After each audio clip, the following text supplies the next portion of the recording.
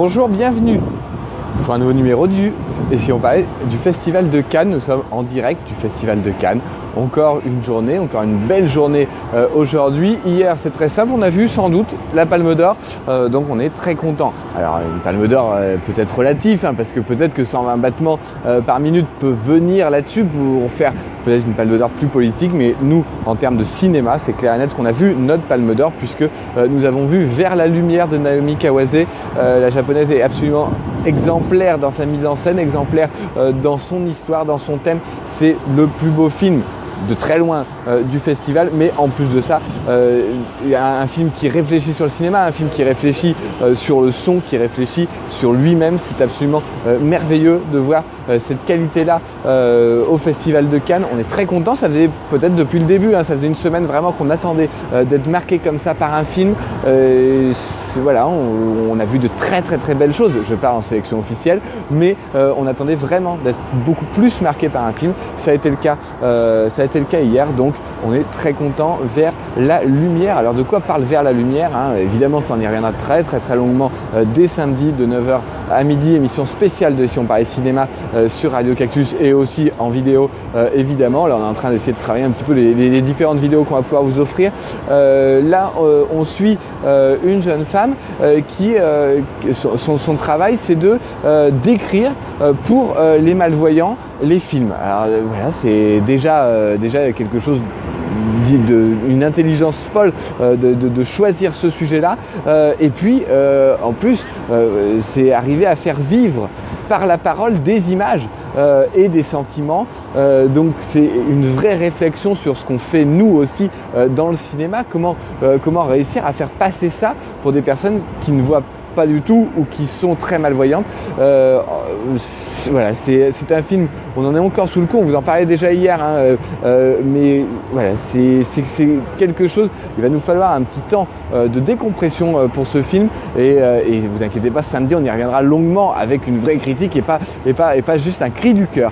Alors hier, après ce film-là, on s'est dit qu'est-ce qu'on va bien pouvoir, comment on va pouvoir terminer la journée, parce que quand on a un film qui nous marque comme ça, très souvent, tout le reste paraît fade à côté.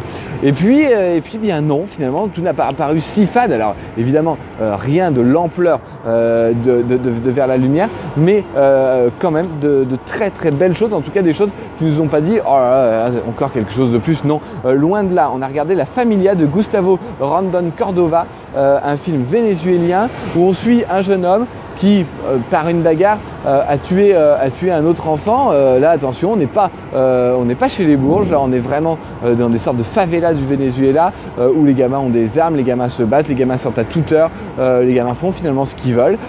Et donc là, on va suivre cet enfant avec son père suite à ce qui vient de se passer, suite à cet assassinat, ce meurtre en tout cas, peut-être involontaire, mais meurtre quand même.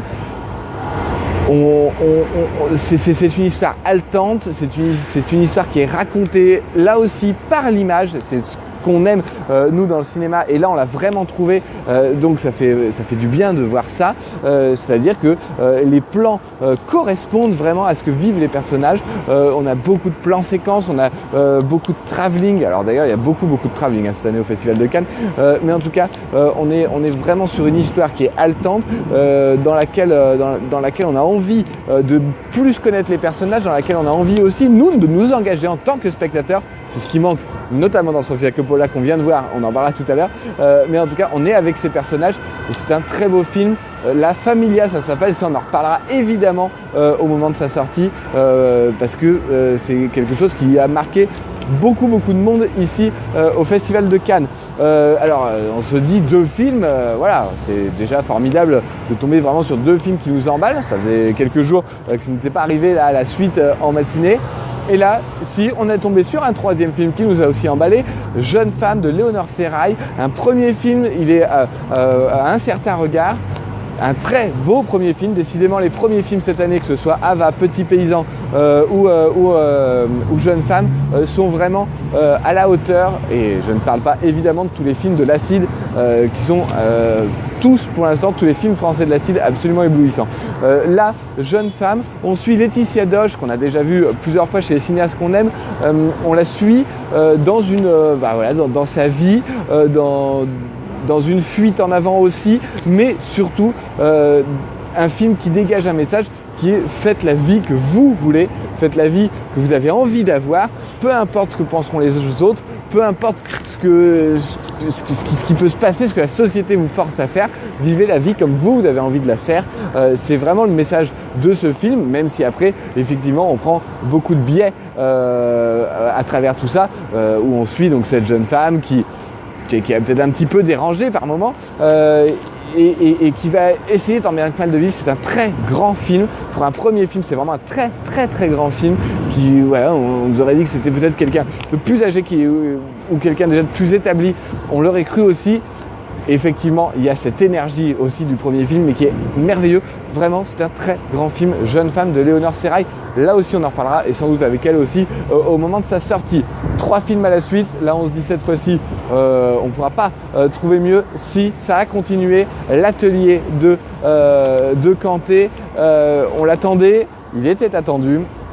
Il a été à la hauteur. Laurent Canté, on s'en souvient, c'est le réalisateur de Entre les murs, qui avait eu la Palme d'Or il y a déjà maintenant quelques années, beaucoup d'années même. Là, il revient. Il avait réussi déjà à capter cette jeunesse au moment d'Entre les murs. Il la capte de nouveau aujourd'hui avec l'atelier. L'atelier, c'est Marina Foïs qui joue une écrivaine qui vient donner un stage d'écriture à des jeunes qui sont avec la mission locale.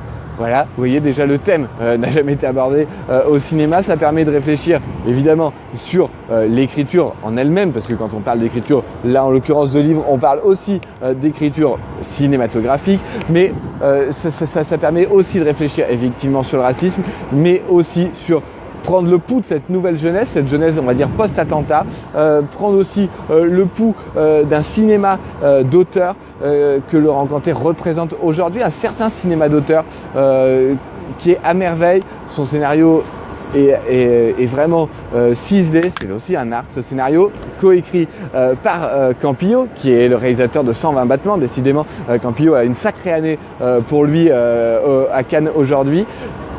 Un film remarquable dans lequel on s'est vraiment senti bien, mais pas bien. On était avec cette bande d'amis. Ils ont vraiment réussi à nous faire rentrer dans cette bande qui sont pas forcément des amis, pas forcément en plus des personnes avec qui on a envie de traîner, mais ça fonctionne extrêmement bien.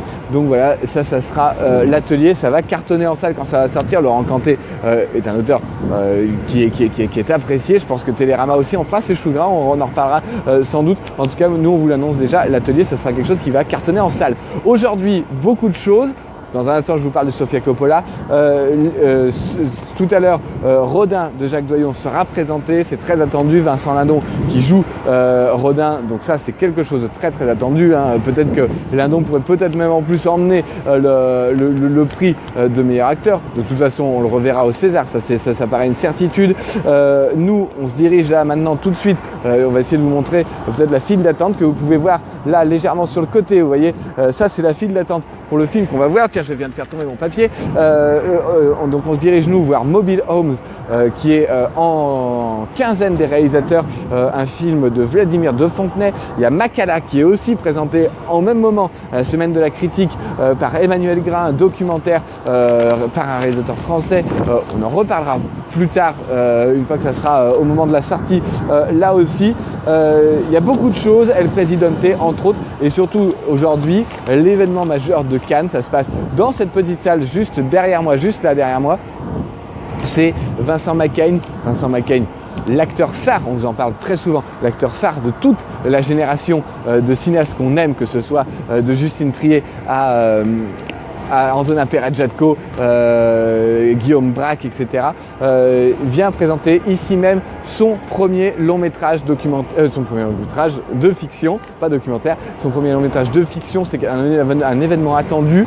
Nous, hélas, on ne pourra pas, parce qu'aujourd'hui, c'est vrai que les horaires sont un petit peu particuliers, mais on vous en reparlera très très vite dans l'émission. C'est aussi soutenu par la CID, on tenait à le remarquer. Vous voyez, un gros planning, parce que là, on sort à l'instant du film très très attendu à Cannes qui s'appelle Les Proies, réalisé par Sofia Coppola. Et bien écoutez, on est extrêmement déçus. Moi je m'attendais un petit peu à être déçu, les films en costume c'est pas forcément ce que je préfère au monde, mais là à ce point là ça dépasse l'entendement. On va laisser le temps de décompresser ce film un petit peu pour faire une belle critique dès samedi, mais c'est quand même, ou même déjà dès demain, c'est quand même une vraie déception. On est même assez triste de voir ce cinéma-là. C'est très beau, beaucoup de personnes étaient un petit peu émues en sortant de ce film. Moi je peux vous dire tout de suite à chaud que ce film-là est complètement en dehors de tout ce qui peut se faire actuellement à Cannes. Il y a une véritable énergie d'aller vers son prochain, d'aller aussi trouver le pouls de cette société actuelle dans le cinéma. Et là, Sofia Coppola fait tout l'inverse, elle se renferme totalement sur elle-même. Là encore, on se retrouve pendant la guerre de sécession. Un nordiste arrive dans une école de jeunes filles. Il reste 5 jeunes filles, plus Kristen Dunst en institutrice et Nicole Kidman.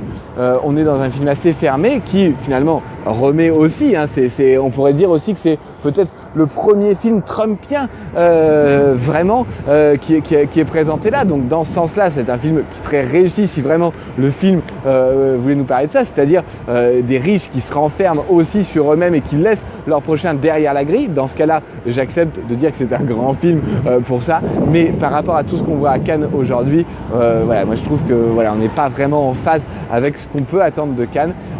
Mais si on le prend sous un film trumpien, c'est un bon film trumpien qui nous montre exactement ce qu'on s'attendait. En tout cas, je